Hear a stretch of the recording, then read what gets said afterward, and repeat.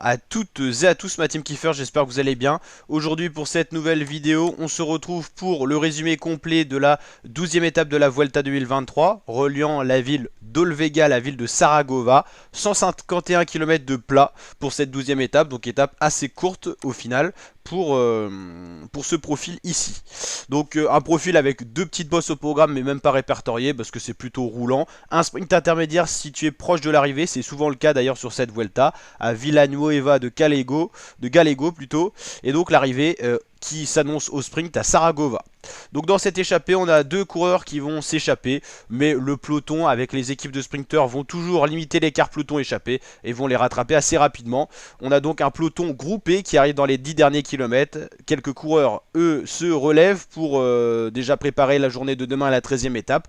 On a 5 km de l'arrivée et on ne voit pas comment un autre scénario qu'un sprint massif pourrait survenir.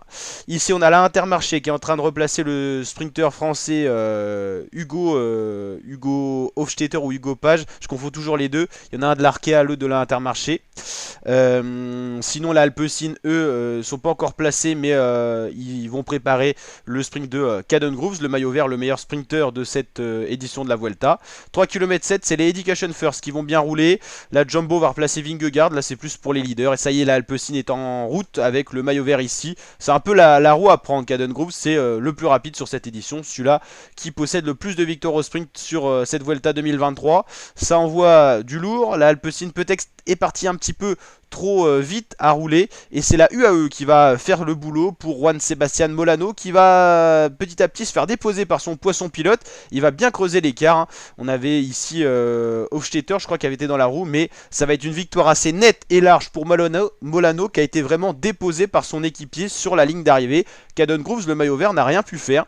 Donc belle victoire de Juan Sebastian Molano pour l'équipe UAE Team Emirates. On va aller voir le classement complet de cette étape. Donc Juan Sebastian Molano, le Colombien, s'impose devant Caden Groves, le maillot vert. Boy Van Poppel pour l'Intermarché fait 3ème. Rui Oliveira 4ème. Edward Thun 5ème. Marcin Vandenberg 6ème, Dainese 7ème, le champion du Venezuela de la Caja Rural, Luis Alberto Olar Sanabria 8ème, Hugo Page 9ème, donc c'est Hugo Page pour la Intermarché, et peut-être qu'il a roulé du coup pour Boy Van Poppel, et Milan Mountain 10ème, un peu décevant. Voilà, Geoffrey Soupe pour la Total Energy qui a déjà gagné une étape sur cette Vuelta 13ème, Hofstetter pour l'Arkea 14ème et Dorian Godon 15ème. Donc voilà, victoire de Juan Sebastian Molano. Au général, il n'y a rien qui change, hein. Voilà, le maillot vert toujours sur les épaules de Caden Groves. Molano qui se replace deuxième mais loin, à plus de 100 points, à 100 points exactement de Caden Groves. Meilleur grimpeur Jesus Herrada qui est passé devant Sepulveda, meilleur jeune Evenpool devant Lenny Martinez et meilleure équipe Jumbo. Et demain on se retrouvera donc pour la 13e étape. 13e étape qui sera une étape cette fois de montagne avec l'arrivée en France au Tourmalet.